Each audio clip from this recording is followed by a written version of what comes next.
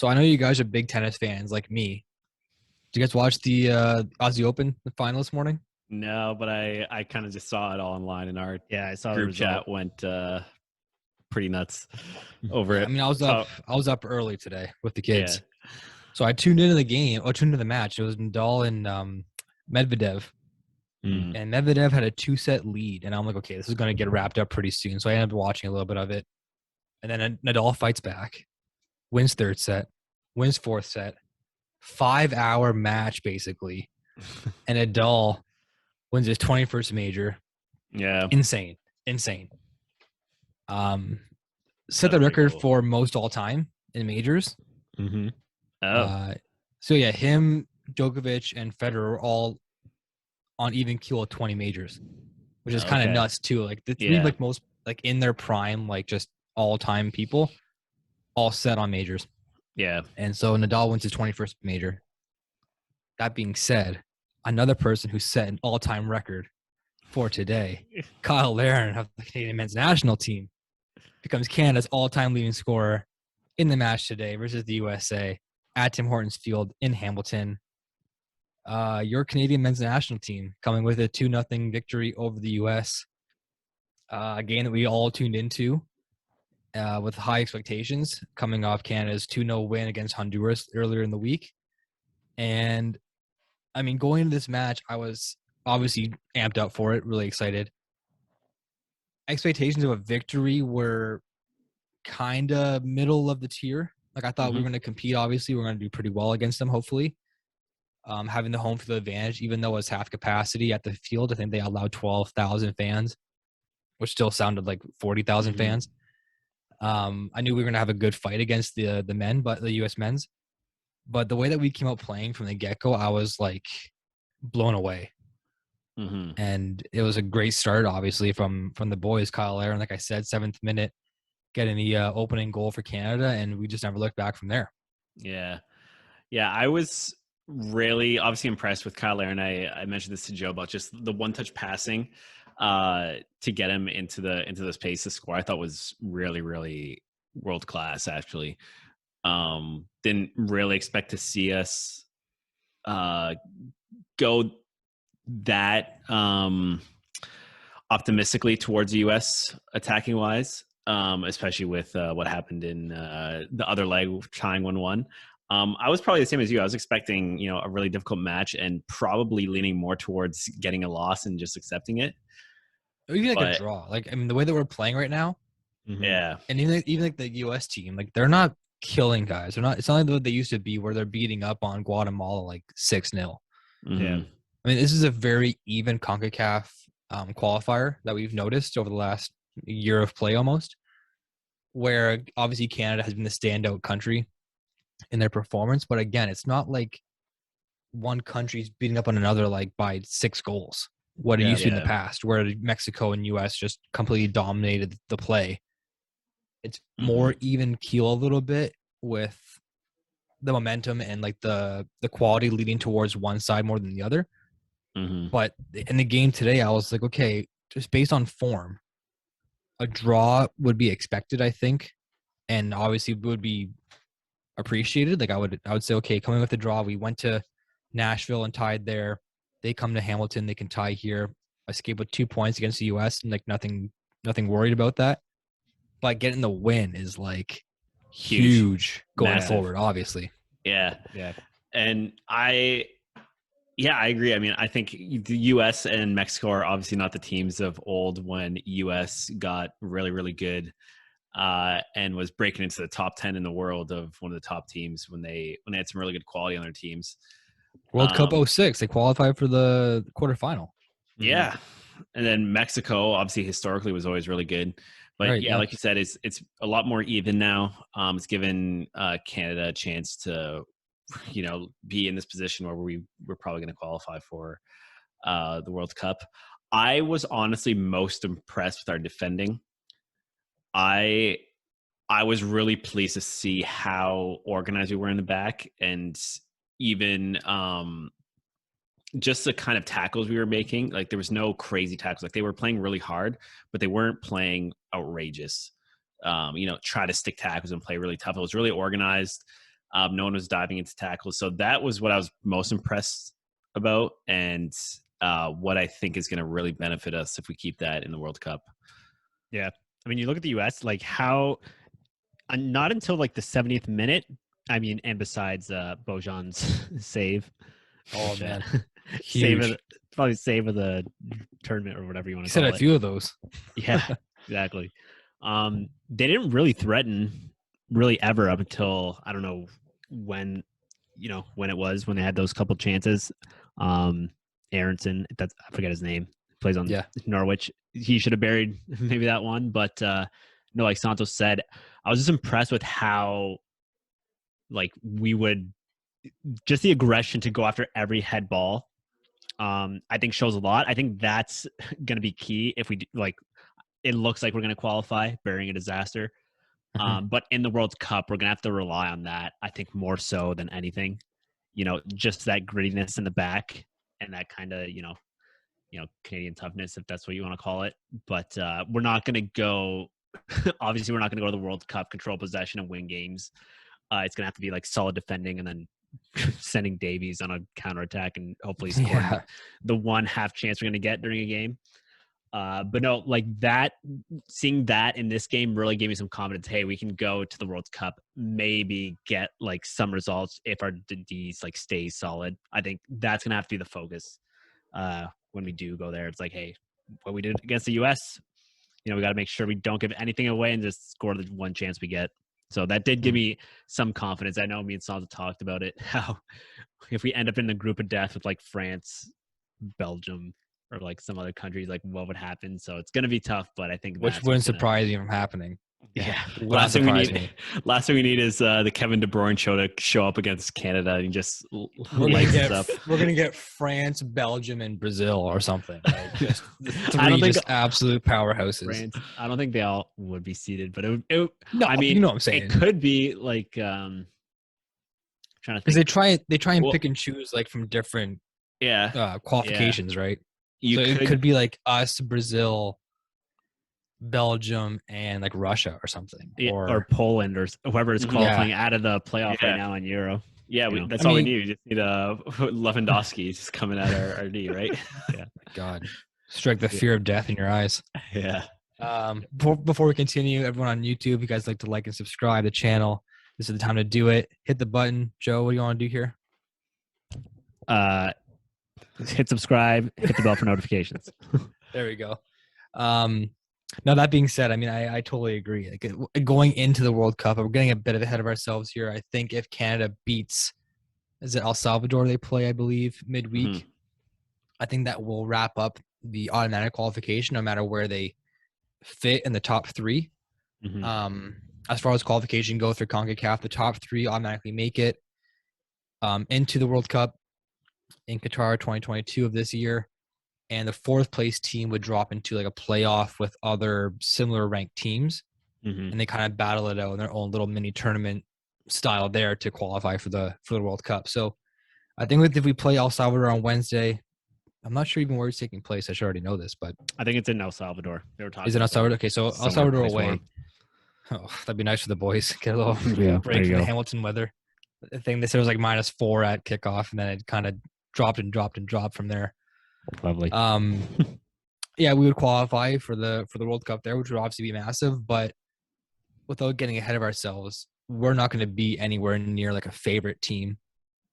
We could obviously be the Iceland story maybe and try and like sneak in a couple wins and a draw and hopefully get a second place position to qualify for the next round.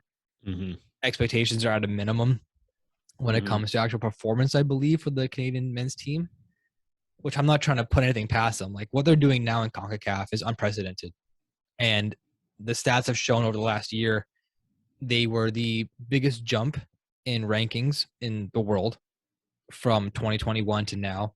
And they scored the most goals in international play in all of 2021 out of any team that played. Out of the Englands and the Germanys and France. Canada scored the most goals all of last year, sorry. So like the way that we're playing of recent is amazing. Again, the talent and the quality level that we play against compared to the teams that try and qualify in Europe and in South America and Africa obviously aren't as like stacked up, but still, when we play the games against Guatemala, we should win that game. We play games against Panama, we should win that game. We're playing games against Mexico and USA, which have been just the dominant side in the matchups the last couple of seasons, last decade, 20 years even. And they've been beating up on us, and we're winning against these teams. We're outplaying these teams at some point. If not outplaying, we're very even keel, and it's just been a battle in each other's halves or in the middle of the pitch, where we're not giving an inch. And the game today, although we got the early goal, so we kind of sat back from that point on, and the U.S. kind of brought it to us. Like Santo or Joe said, I forget which one it was, we never seemed that threatened from the U.S. Yeah, the one corner kick that Boyan made a save of, like, just out of his mind in the first half. I think it's the last 5 minutes of the first half. Yeah. Was huge. But we're not getting outplayed to a level where we look embarrassed or we look like we shouldn't hang around and we shouldn't be there. We look like we should be here. Canada looks like they should be playing with these players. Yeah. And the main credit that I'll give to the U.S. is that I think two players in the match today stood out more than anybody, and that was Weston McKennie and Sergio Dest. And I think that just kind of goes to show like the level of play that they play at on a regular basis in their domestic leagues. Like McKennie is a starter for Juve, and I mean, arguably one of the best sides in Serie A this year. Aside, not as much, but it's still Juventus, and he's starting center midfielder. Sergio Dest playing with Barcelona obviously gets crazy experience from other likes of Jordi Alba and Dani Alves, who they signed recently again. So he's getting all this playing time with them, all this experience with them. Those two guys really showed up today and kind of showed their skill that they have going forward. But other than that, Pulisic was a ghost. He didn't do anything. Zardes in the first half for the U.S., the striker there, didn't do anything. We didn't seem that threatened. We didn't seem scared. Yeah. And I think that's kind of the mentality that the Canadian team has going forward. And I mean, bring on the next competition, bring on the next competitor, and we'll just stack up against them however we can. Yeah. Very, very interested to see how we're going to fare against like the top sides in the world. No disrespect to USA and Mexico, but obviously they're not at the level they used to be at. So I'm looking forward to it. I think it's gonna be good. Me and Joe were joking how I don't think anyone who plays Champions League football has played against a Canadian if they don't play on the US or Mexico, like Kevin De Bruyne, or I don't know, Alphonso Davies, but he didn't play today. True. Yeah. And that's the thing too. So I want to say that too. Like Alphonso Davies and Eustachio is his name, I believe, just signed with Porto. Yeah. And Atiba Hutchinson, our three biggest players basically in the midfield, didn't play. Hutchinson played last game against Honduras, but they didn't play today against US. And they're arguably our three strongest midfield players. Yeah. And we still came away with the win today. Yeah, huge. I know KJ was even saying that after the game. Yeah. Shout out to KJ. Go ahead. No, I was just going to say, like, we're talking about how U.S. and Canada and Mexico stack up, and then I went to FIFA rankings to check how much Canada jumped up, and I just see, like, the U.S. is 11th and Germany is 12th, and then I closed the window because I'm like, that's inaccurate. Yeah, I don't know how these points. I don't know how these points are calculated, but I'm pretty sure Germany would walk the USA off the field. No disrespect to the U.S. When your FIFA rankings are, if they played the way they did today, I think Germany would be like, oh God, okay. Even Timo Werner will have his day against USA. Yeah, I don't know, man. And that's saying a lot. What do you know? Depends. We'll see. When you have your FIFA rankings sponsored by Coca-Cola, something's inaccurate. Yeah. Like, why is your ranking system sponsored by a soft drink? Yeah. It should just be the FIFA rankings. Coca-Cola isn't a soft drink. It's just a massive corporation that owns everything. Everything. Yeah. Like Walmart and PepsiCo. They own Walmart? No, I'm saying like Walmart. Oh, I thought they own Walmart. No, like, that's Coke.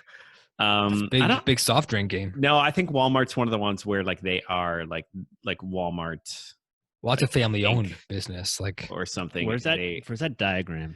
Yeah, I know the diagram that shows that there's like seven corporations that own literally every other company. Yeah. I think isn't Pepsi owned like KFC and Taco Bell and everything? They're all part of the same. We're Yeah. going off on a tangent here. Here it is. Is that Yum? No, I'm pretty sure, and I think Pfizer is also one. I got it. That would surprise I me. think it's Pfizer, PepsiCo, Coca-Cola, Walmart, and I think it's like Mars or I got the dry. candy, like the chocolate. like the Mars bar candy. Yeah, who owns that? I think Mars is one of like the over Lay's, Yeah. Lay's chips. Lay's chips is Pepsi, I think. Mars is like the big one. Yeah. So like Mars own. I can't even Well, say not that. Mars. Like Mars Yeah. is not itself. No, I don't Mars think isn't- it's like the Mars bar. like It's, the Mars Yeah, Mars is- Corporation. Mars Corporation. That's a thing. Yeah, it says Mars, and it owns like Wrigley. Where does it show here? That's the gum. M&M, Milky Way, Dove. But those are just products, right? Yeah, Yeah. So Mars is a product and a corporation. I'm trying to think. So I think McDonald's. McDonald's is technically Oh. a real estate company, I think.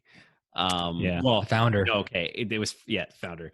Where it was a real estate company, but then it just grew into the massive corporation it is that just owns a bunch of stuff. Yeah. Shout out.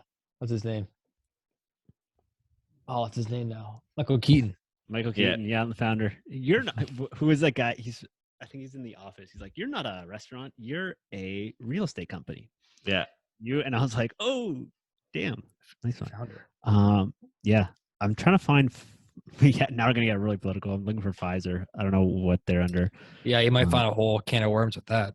Yeah, Pfizer. Pfizer owns companies that will kill you, and then they own the company that will help you not die.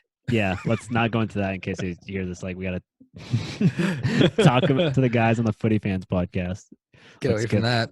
Yeah. Yeah. Talk about Hey, but if censorship. Pfizer wants to sponsor us, we'll endorse whatever you want. Yeah, I need anything we can get. But no, the what is it? All the big companies. So it's like Nestle, Coca-Cola, Unilever. Nestle, that's what it is. Nestle. Yeah, I know Nestle was big. Yeah. Danone is the one that owns all the Bueno. all the water. stuff, Kinder. it looks like. Kinder. Yeah. Mars, PepsiCo, General Mills, Kellogg's, Association British Foods, and then Mondelez. Is owned by who? No, Mondelez is one of the big ones. Oh, formerly Oh, Kraft okay. Foods. There Okay. you go. Yes, and they own everything. Yeah. So if anyone wants to go to businessinsider.com, companies control everything we buy 2017-8. You can look at the Dash eight. What's in dash 7? Yeah. I don't know. Probably an error message. That is Anyway, crazy. I mean, back How to the did- game setting, obviously. How do we get on this? Oh, Coca-Cola rankings. Yeah. Yeah. Coca-Cola does not own FIFA. So if you find Canada on the Coca-Cola rankings, I believe we're top 40 now, if I'm not mistaken. We're 40. We are 40? Okay. Yeah. So I think we jumped almost 20-something places Mm-hmm. between the beginning of January, basically, of 2021 to now. We're up about 25 spots, I think, which is the biggest jump of any nation in that gets kept track by the ranking system. And again, I've had my gripe with the rankings for many, many years now, where I see Belgium at the top of the ranking system for 10 years and they haven't won anything, which just There you blows go. my mind. Yeah. Are they there? Are they there now, Joe? Yep. Okay. They're That makes no number sense. one. And Italy, who just won the European Cup, is where? Oh, where was it? Italy was, I think, sixth or seventh. That makes no sense. Well, I mean, right now. I mean, right now, because we not haven't qualified qualified. yet technically for the World Cup. Yeah, it doesn't look as good, but we just won the European Championship 6 months ago. Yeah, We should be in at least the top 3 or 4. probably. In Europe, we should be the top team in Europe. Yep, but I don't know how these points are calculated. Yeah, hey, Go I talk to think the they- actuarial scientist behind this one. Yeah, there's an algorithm behind it. I feel like they base every match with like difficulty scale, then they times that by how strong the opponent is. How they determine that, I have no idea. Mm-hmm. It's a whole bunch of phooey, if you ask me. Mhm. But for Canada's standpoint, obviously climbing that big is huge for the confidence and the credibility. My dad always says that rankings mean nothing when it comes to actual play. in any tournament. You could have a 16 seed going against the number 1 seed in college basketball, and they get upset. It's all about runs. It's all about who's in form. And in this whole tournament so far, Canada's undefeated. The only undefeated side. We have a cushion now against the U.S. and Mexico. And like I said, top 3 automatically qualify for the World Cup. 4th place goes to a playoff. And that match against El Salvador on Wednesday will be monumental and historic in the realm of Canadian football for generations. Whatever the result is, with a win or a draw, I'm not sure exactly which qualifies. There's games played later on tonight, actually, which may shake up the table a little bit, and it might help Canada or hurt us a little bit going forward. We'll have to see. But, I mean, just to earn qualification on your own merit, as opposed to what's going to happen in 2026 when USA, Mexico, and Canada actually host the World Cup. Yeah. Just to be able to earn it on actual credentials and just your playing performance, that's massive. Yeah. And I mean, just looking at the game today and how passionate the fans are and how passionate the players are. And for some guys, they've gone through the grind. I mean, Bojan is in his 30s. I think Hutchinson's 38 years old. I think he's turning 39 actually, like this week or something.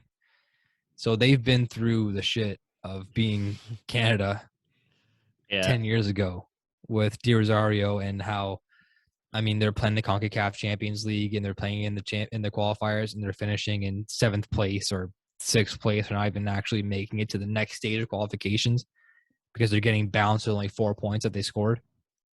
So for them to be part of the team and for them to be, crucial, obviously, with how they're both playing for the national side, it's just it's kudos to them, man. Because again, they've gone through the grind, they've gone through the shitty times, and it's really paying off. And I mean, the support of the fans now, because the women's side obviously was the biggest breadwinner for Canada.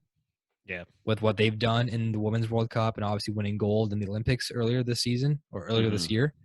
It's not expected, but we expect the women to be competitive all the time. Yeah. And it's always been waiting for the men's side, always the men's, because that's the biggest, I mean.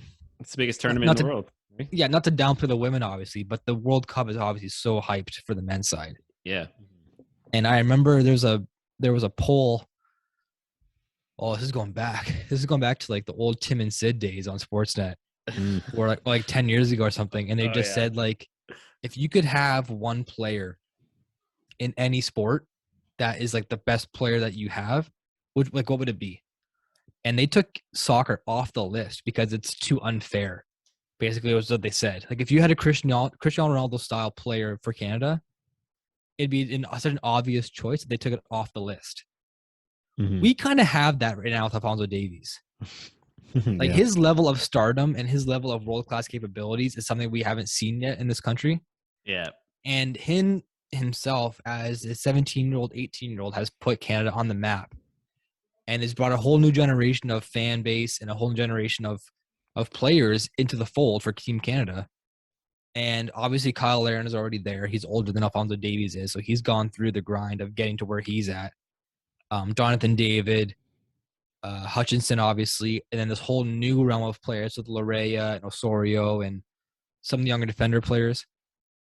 They are a byproduct of experience and exploitation of what Davies has brought to Team Canada, and they're living up to their expectations. Yeah, and we're here to stay, man. I'm rambling on. I'm sorry, I know, but I'm really excited. This is amazing. No, it's good. We've never been this passionate about our country before. Yeah, we're obviously born here in Canada. We have the Italian blood in us, so we root for Italy when it comes to international competitions. And it doesn't feel fake, doesn't feel forced because we have the family background, obviously. But it's obviously when they win, it's huge. You feel like you're right there with the team. But we are Canadian in who we are, and obviously hockey is huge here in Canada. We're not hockey players. We're Italian. Come on. We don't play hockey. McKay hockey. We don't do hockey. Cosa dice. Oh, we don't play hockey. Yeah. I get on skates and it's like I have banana peels on my feet. Yeah. Can't do it. Soccer is our sport. Soccer is what we breed and what we've always played. But we've never had the opportunity to root for our country in like a really like worth it kind of way. Like, yeah, I mean, we could have supported Canada when they were doing really bad, and like we could just say we wear the red and white and say, yeah, go Canada, but don't expect anything. But now that they're playing at how they're playing, it gives you extra motivation to root for your country. Yeah. And I mean, when it comes to the Olympics, yeah, I'm go Canada, whatever you're doing. But when it comes to soccer, I'm still like, Italy, Forza Azzurri. Yeah. But now it's like, come on, Canada. Yeah. Like red and white. I'm bleeding it. They wore the black today. I wore the black for this podcast. I'm psyched up for this team. Yeah. Like, let's go gung ho. It's really cool because, when we were young, 11, 12, you always had those dreams about going pro. I think like every young soccer player does. But it was always in the back of your mind, at least it was for me, where even if you got to play pro in Canada, you never had a hope of playing, in a massive tournament because Canada wasn't good and they were never going to qualify for the World Cup. But now you see a team that, is going to qualify for the World Cup and now has the expectation that they can qualify for World Cups to come. So now you're a kid in Canada striving to play for your national team with a hope of actually going to play in the World Cup, which, like we said, is the biggest tournament in the world. So to have that opportunity, I think does give the extra motivation to any like young kid that does play soccer in Canada, because we never had that. We always knew Canada's never going to qualify for the World Cup.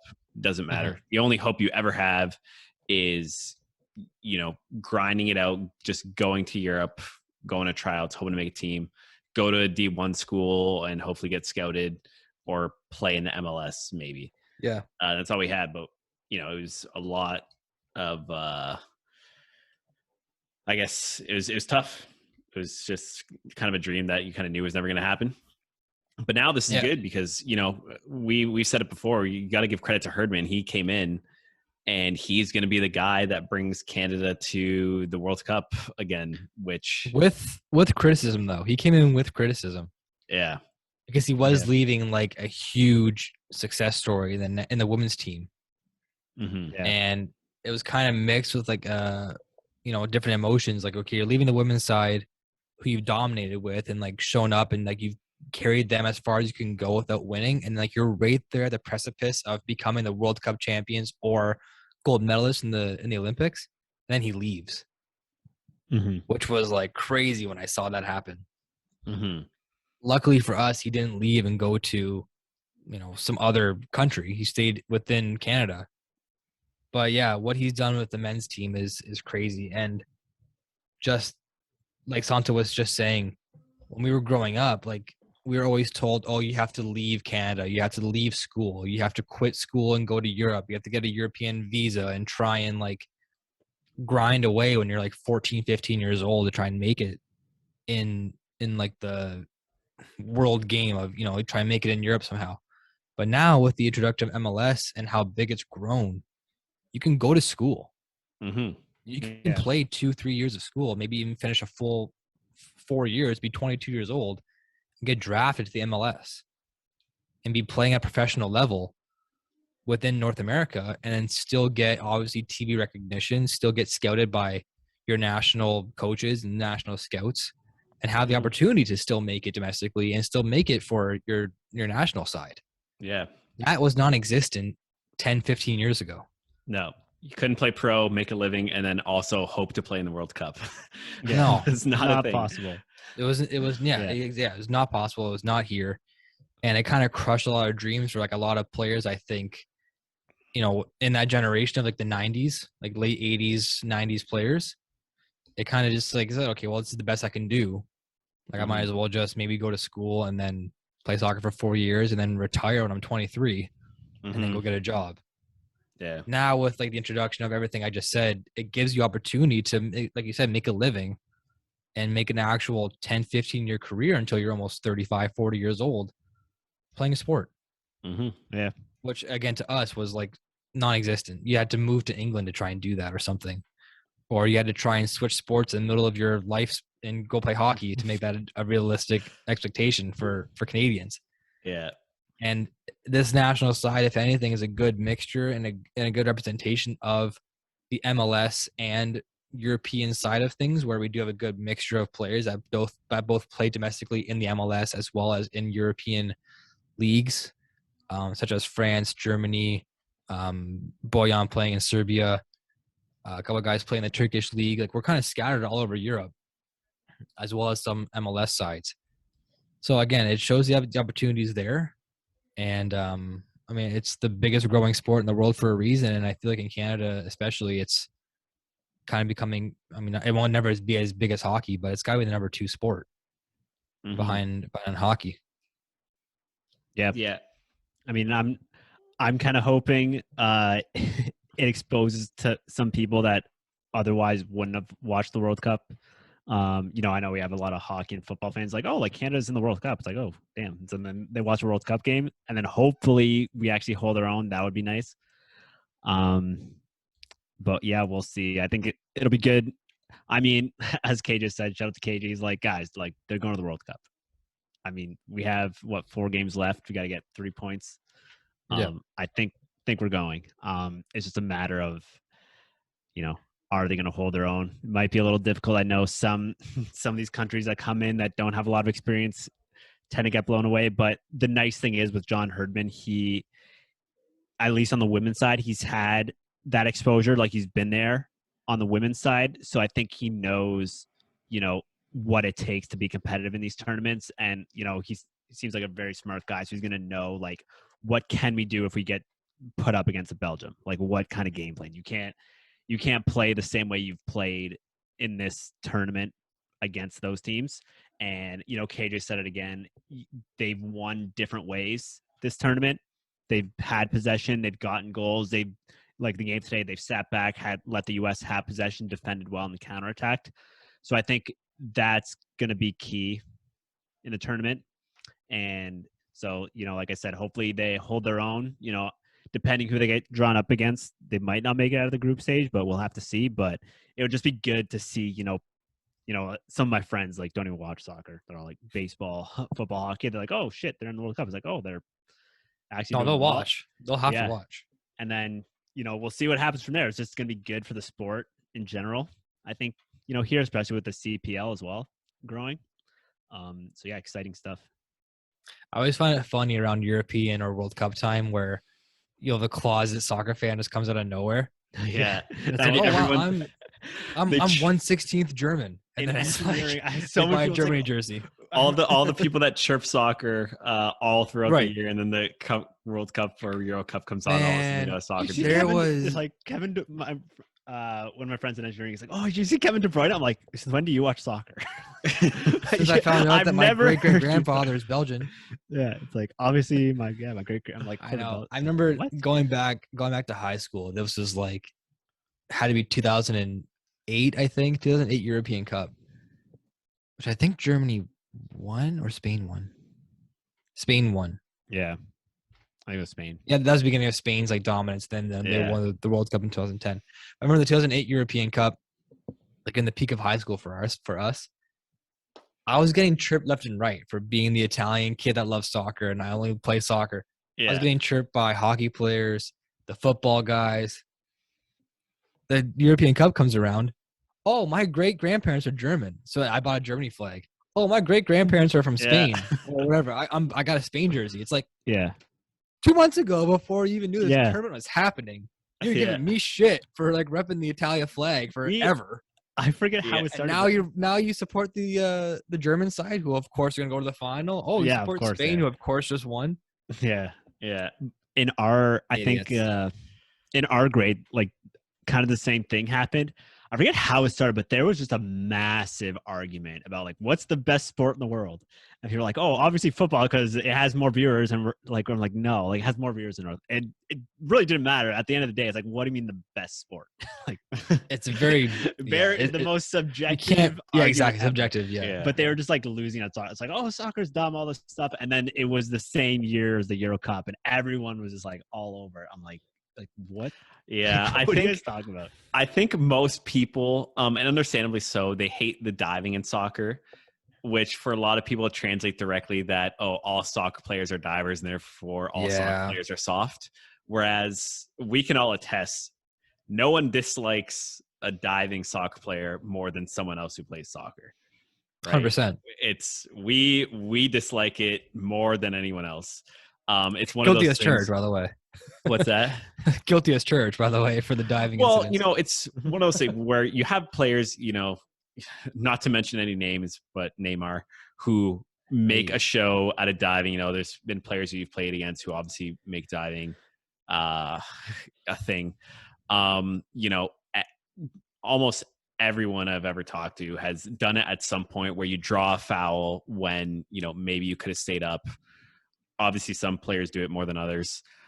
It's part of the game, though. It's part of the game.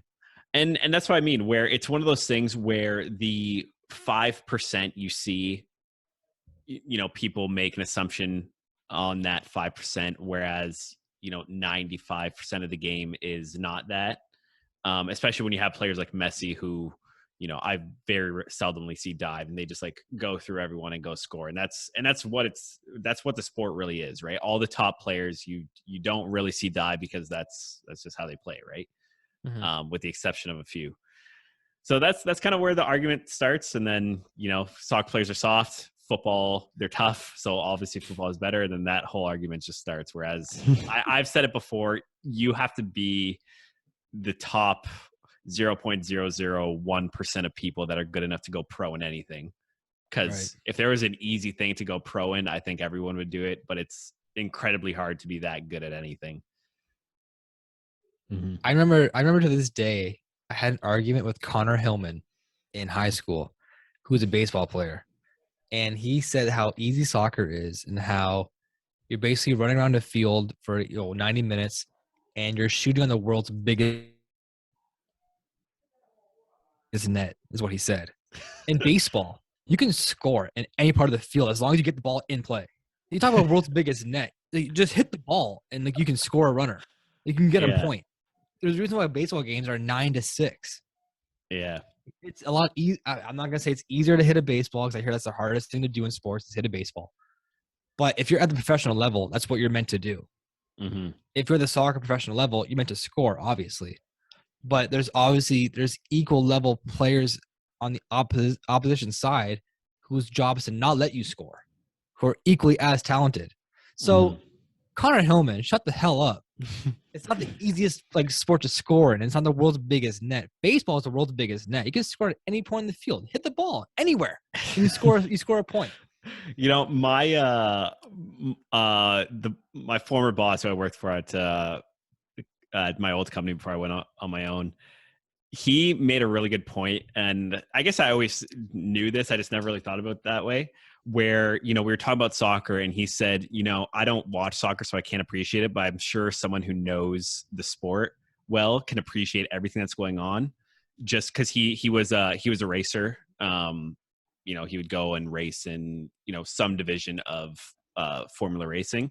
And Nice. He said people who don't know racing will just watch it and be like, oh, you're driving a car. And he actually said all the intricacies about even how fit you have to be to race. Yeah. When you're going through a turn and you're holding down all this force of all this G force because you're going through this turn super fast. It's like any other sport, Obviously, a soccer player is going to be in a lot more cardio-based shape than a linebacker in football, but it's two different things that are both equally hard to be the best at. Mm-hmm. So no matter what it is, it's really hard. You're not just kicking a ball around a field. You're not just hitting a ball. You're not just throwing a ball to someone else. It's really hard. It's a huge appreciation for excellence in your craft. And when it comes to soccer too, the variation of body types and sizes that goes throughout the world of football is crazy too. Mm-hmm. Like you look at a player like obviously Messi, who's like the poster child or poster boy for smaller player with agility and speed. He's just like the pinnacle player that you would think of. And then you look at a player like Ronaldo, who's just pure strength and speed and just physical attributes. Lewandowski, kind of the same. Even Zlatan, just like a chiseled player who it's like he's just like an unbelievable kind of specimen of a player. And then you got Mo Salah. Yeah. He's like the most unassuming player. Yeah. Like he's a soccer player or what? Yeah, you got Kevin De Bruyne, who almost looks like fat and out of shape. Like he's not fat, Kevin De obviously. Bruyne looks like he would be the worst player at soccer ever. He looks like a Sunday morning player who just goes out there and is like arguably the world class midfielder in the world. And then you had a center back, 15 years ago in Cannavaro, who was like our size, playing center back. And then you have Virgil van Dijk, who's like the complete opposite of what Cannavaro was. Like, or you got skill. Traore. And then shout out Traore. And then you got a football player. Yeah, shout out Traore, who just end up signing his loan deal to Barcelona from Wolves. That deal is going to be finalized later on in the year, I believe, to be an actual sale. The amount is undisclosed right now, so it says loan deal for the rest of the season. I mean, starting immediately, I believe he's probably going to show up at the new camp new camp pretty soon to do his physical and all that, and he'll probably play for the rest of the season and then end up signing a deal there. The transfer fee will probably get disclosed later on in the year. Kind of a weird move, I think. Yeah. Depending on where Wolves are at in the season and in their run of form that they've had recently. I mean, they've cracked the top 10, obviously, a few weeks ago, and they're sitting in the 8th spot. I mean, 4 out of 5 wins in the last 5 matches. Only 3 points out from a Europa League spot, with 2 games at hand to play against West Ham, currently in that position. So for them to make a deal to send Traore, who was arguably one of the most impactful players, to Barcelona, whatever the transfer fee is, will kick in later on in the year, and they can maybe do something with that. But I mean, it has to be upwards of like at least 80 million, I think, to get that deal done.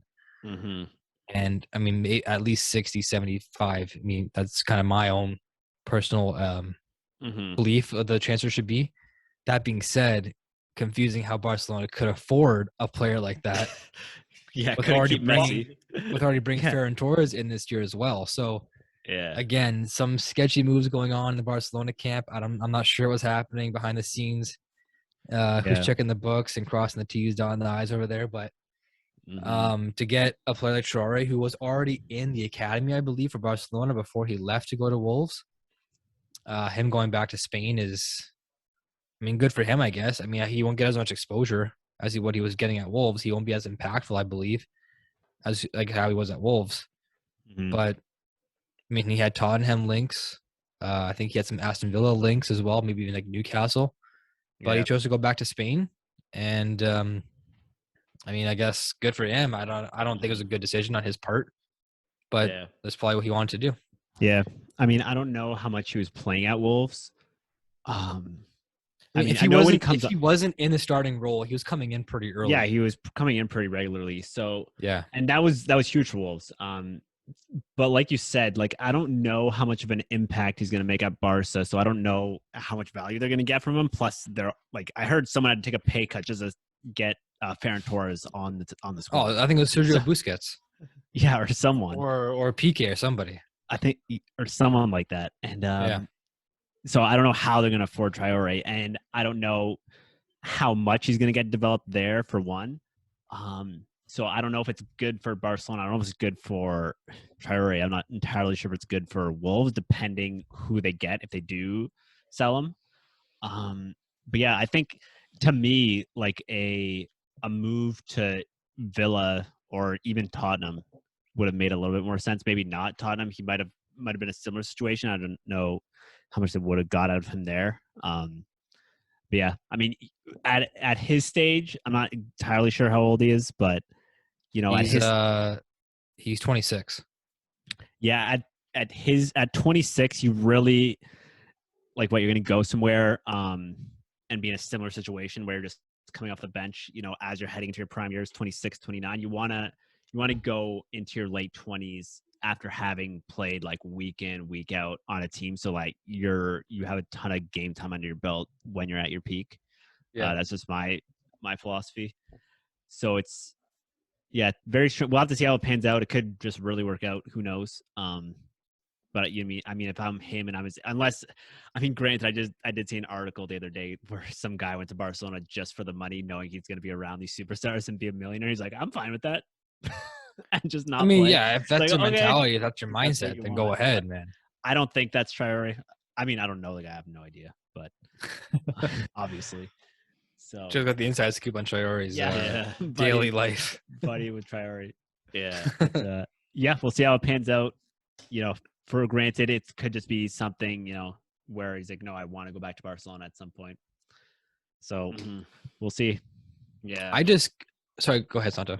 Well, I was going to say, I would personally like to see him stay in the EPL. Especially like you said, with just the state that Barcelona's in.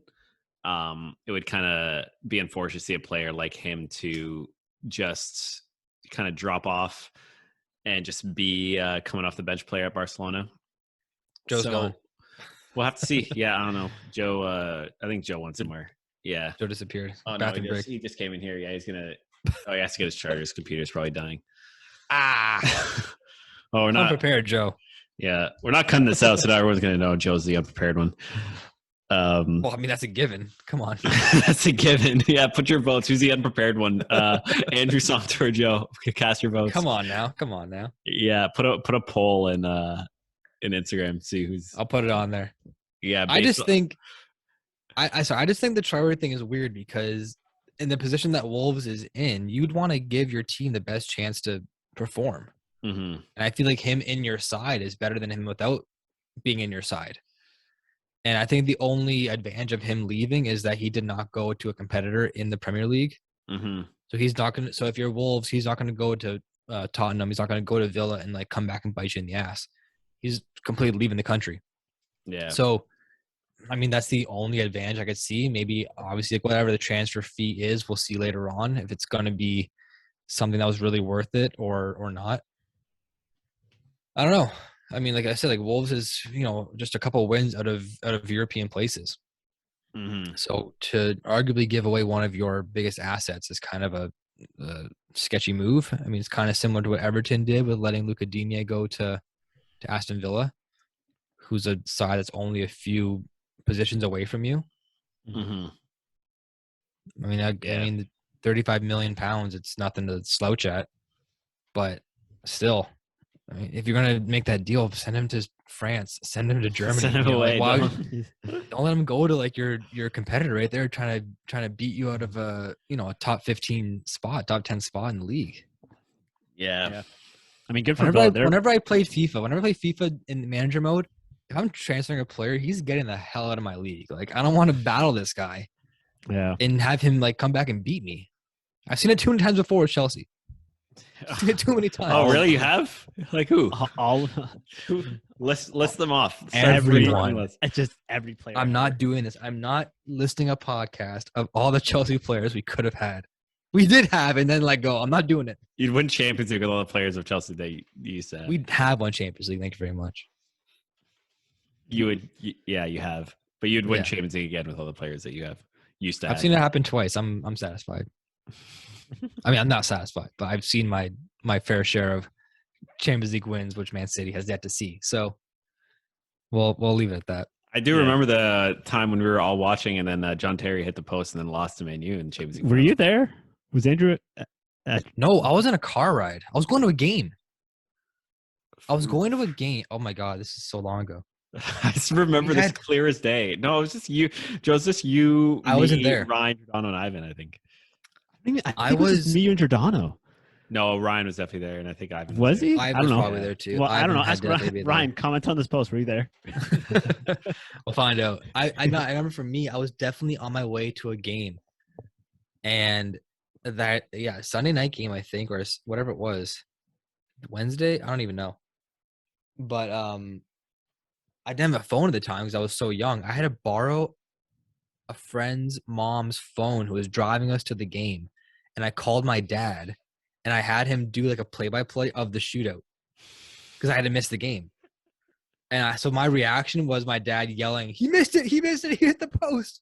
That was my reaction to John Terry. I remember you saying that. I think I almost swore. I was probably 13. I almost swore in my friend's car. with his mom driving, which would not have been cool back in the day.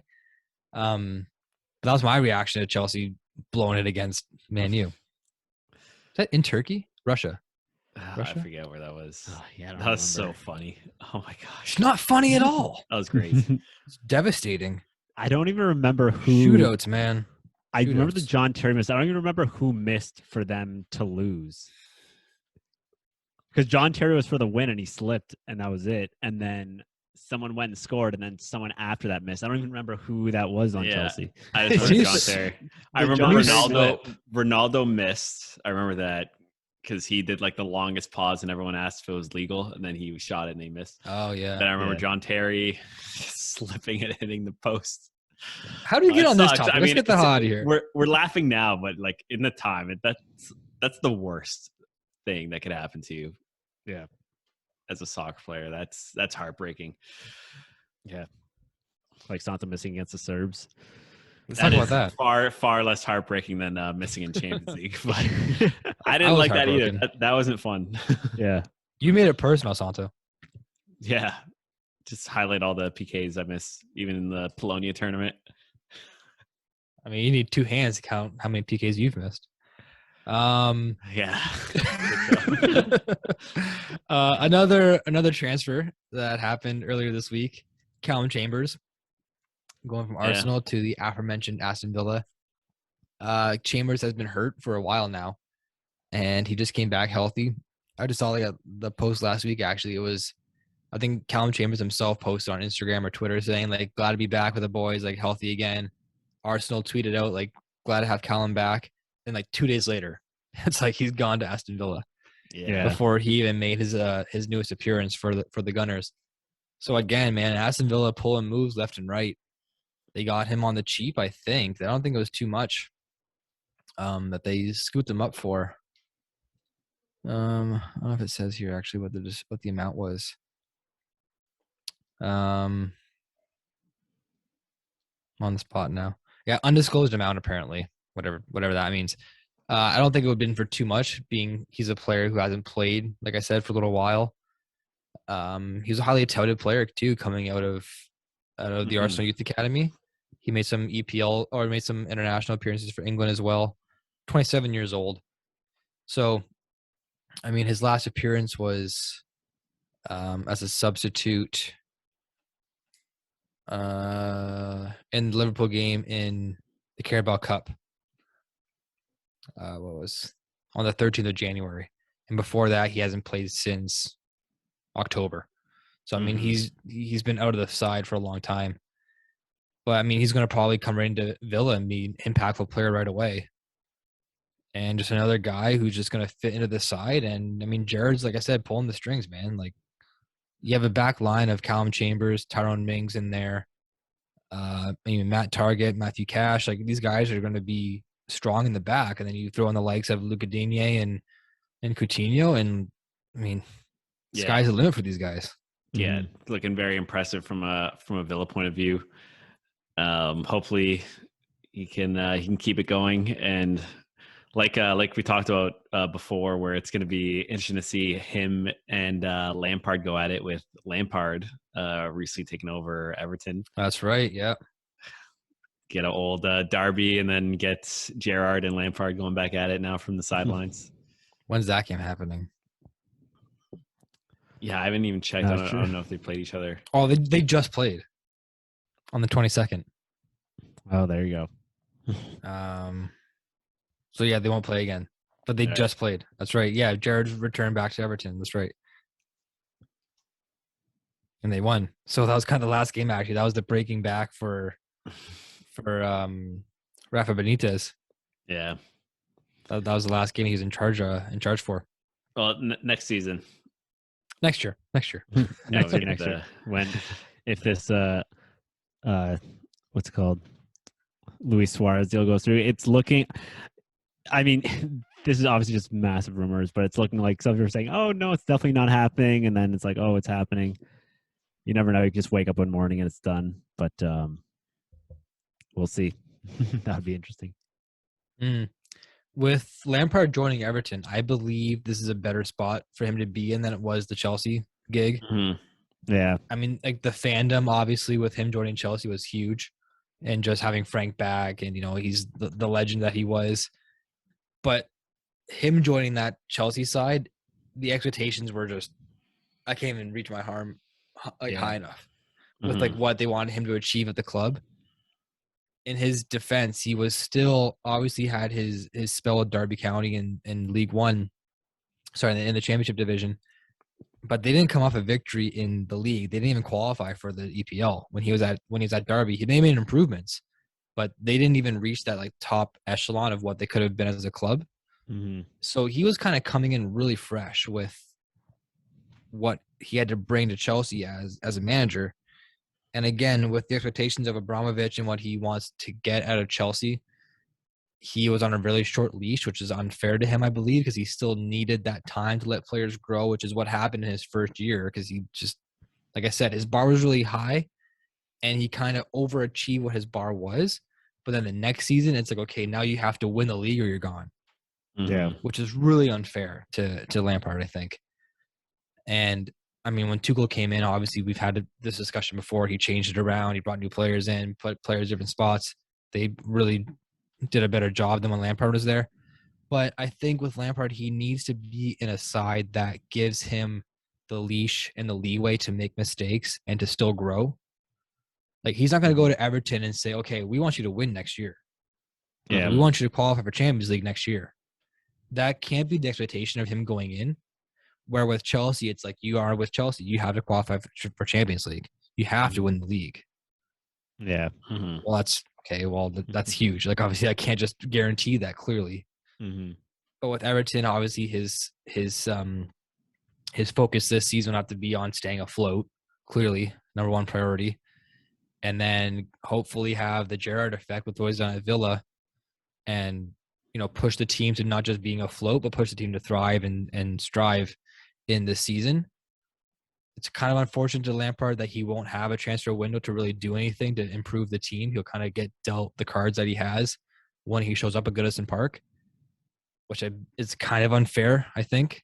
I mean, if I was Everton and I saw like how the wheels were turning and spinning out of control towards the end of December, I probably would have let Rafa Benitez go early and then give the new manager coming in the leeway of a month's time in a transfer window to maybe pull some strings.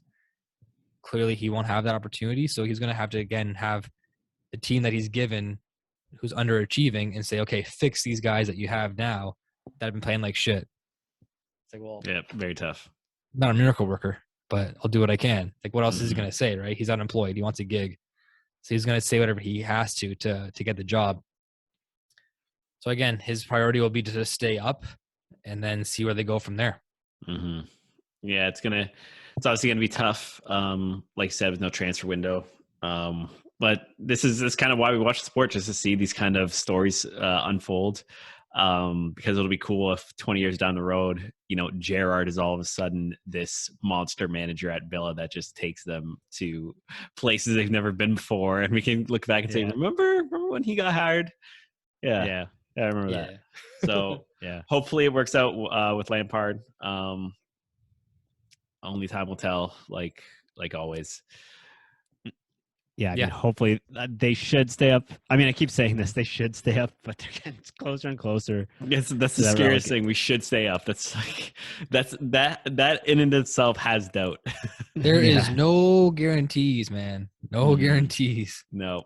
They just really have to win their 2 games in hand against Norwich. That is key. Yes, that is very key. Yeah. So Everton sitting in 16th place, 4 points ahead of relegation right now from Newcastle in 15th. Speaking of Newcastle, they made another big splash, signing Bruno Guimaraes. I don't know if I'm pronouncing that right, from Lyon. Guimaraes, Brazilian midfielder. I mean, he's had 20 starts in League One this season, 3 assists. Again, I'd be embarrassed to say I knew the ins and outs of this guy, because I don't. I don't know what he's going to bring to the side, but I mean, he's signed for 42.1 million euros, so that's a pretty penny. That's just the So standard now, though. I guess so. Like, I mean, I remember don't know. He's 24. Who was I don't it? know. I think it was Torres. Oh, when he When signed he from made the Liverpool to Chelsea, Yeah, how much was that transfer? And that too was much. yeah, but it wasn't like that much. I think it was like 45 or 48 or something. Yeah, And that was But at that massive. point, it was like the biggest Yeah, transfer or something. yeah, 40 million transfer. What was it? That wasn't even that long ago. What was that? Oh, 10 years ago, right? 2011? No, 2011. 2011. Okay, Yeah, just over 10 years ago. 50 million. So that was massive. That was like, I remember seeing the news, like always getting in a car, 50 million. I'm like, that is so much money, 50 million pounds. And now it's like, Jack Now Grealish, it's like- 110. yeah, Now it's it's what like- it is, like 40, 50 million. for like, that's like, oh, that's Anyone. a decent deal. That, Yeah. like, anyone Yeah. is 50. Oh, million. what a steal. 35 million. It's like, that's it. It's like, What a bargain. Jeez, yeah. Yeah, 10 50 years ago, million. that's the biggest transfer in England. Mhm. Crazy. Now it's like, yeah, like Wild. Grealish 110. Yeah, could you absolutely imagine insane. that back then? It's like, that's not even like a number. I know. What do you mean 110? It's a figment. Yeah. But yeah, so we'll see what Guimaraes does for Newcastle. I just said last episode that I think Newcastle needs a midfielder now that's going to control the play and create for them because they have the forward in Chris Wood. and then they have the defender in Trippier. Trippier. Oh my god, I'm blanking. Oh, I thought that was on So yeah, purpose. so those are their. No, I knew the positions. I forgot the names. Yeah. So yeah, they solidified those two positions, and I think someone to play alongside Shelby in the middle of the field. I think that'd be the key player because they have the speed and the skill of St. Maximin on the wings, but they need another playmaker kind of guy in the middle of the pitch. Again, I don't even know where Guimaraes plays. I'm not sure. I'm not privy to where he actually lines up. To be honest, how can I even see this? I don't know if I can see where he plays. It just says midfielder on this website.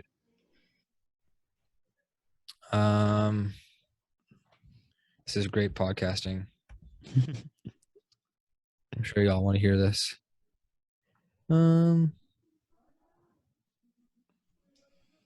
Yeah, I'm not entirely sure. He came from Marseille, you said? Leon. Leon.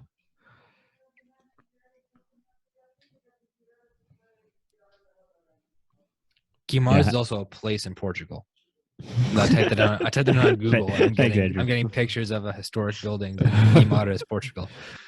There you go.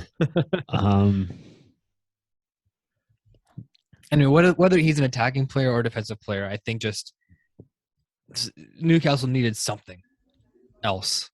Mhm. I mean, if he's an attacking player, great. If he's a defensive-minded player, great. Because you guys needed both. So Yeah. however he fits into the side with Eddie Howe, I think it'd be a positive one. And again, they're adding depth, they're adding skill, they're adding just more experience into the side just to get out of relegation. Like they're not trying to push for Europe, they're not trying to push for a title. They're just trying to get out of the bottom three. So if they can't do that with these newest signings, there's no hope for Newcastle. They can't be. Yeah. Just don't be the worst team in the league. Like that's all. No, it is. don't be the third worst team in the league. Out of 20 least be teams. fourth. Out of 20 teams. Come on. Yeah. I mean, it's tough right now. I mean, 15. It's so tight at the bottom, and obviously at this point in the season, this is what gets everyone riled up, especially when you have a team like Man City just going away and titles pretty much closed out. Signed, sealed, delivered. Yeah, this is, got Watford, Newcastle, Norwich, 17th, 18th, 19th, in opposite order. But 16, 15, and 14 points. Like that is tight as you can get. And we've said it a million times. I hope Newcastle stays up. It would just be disastrous for them to go down. But they have to pick up they have to pick up results. I mean, yeah, they have a game in hand against Norwich. Watford has 2 games in hand on Norwich. I just really hope Eddie Howe can turn it around. Need to see Andrew buy the Newcastle jersey. I'll do it. Maybe a shirt. No, jersey. No, it has to be a full I'll buy it. jersey. I'll buy it. I'll put it right behind me here on the wall. Has to be a Guara's jersey. Who? Guara's? Guara's. Yeah, if he's good. Yeah. I'm gonna say Maximin jersey. He's pretty sweet. He's Yeah. pretty sweet. As we stated earlier, for CONCACAF qualifying, that was the 10th game that Canada has played.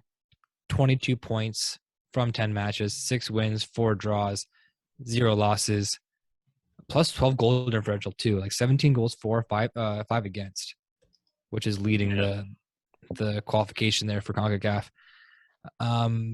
Next round of matches to be played later on tonight for the remainder of the this match day. And then Thursday, February 3rd is the next round of international qualifiers for the World Cup. Canada playing El Salvador at 2:00 in the morning.